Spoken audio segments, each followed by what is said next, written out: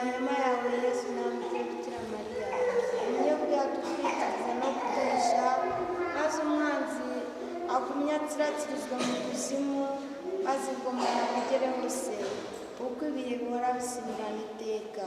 Amina.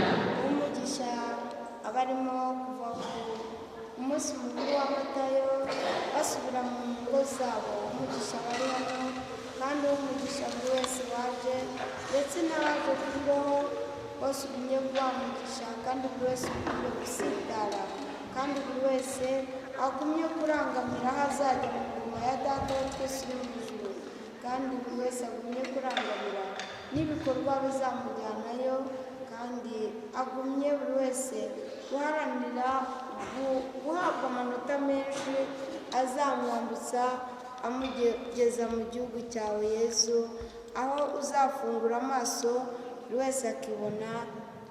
wese akibona mu mahoro, akibona mu ijuru ryawe, kubera ibikorwa byiza uzaba waramukoresheje akemera.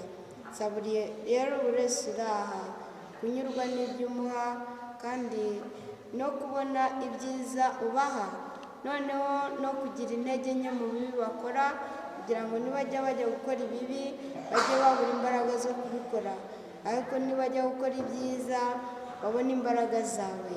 Kubwa Yesu Kristo umwami wacu. Mwamikazi wa Afurika, mwamikazi w'ijuru n'isi, mwamikazi ukandagiye shitani,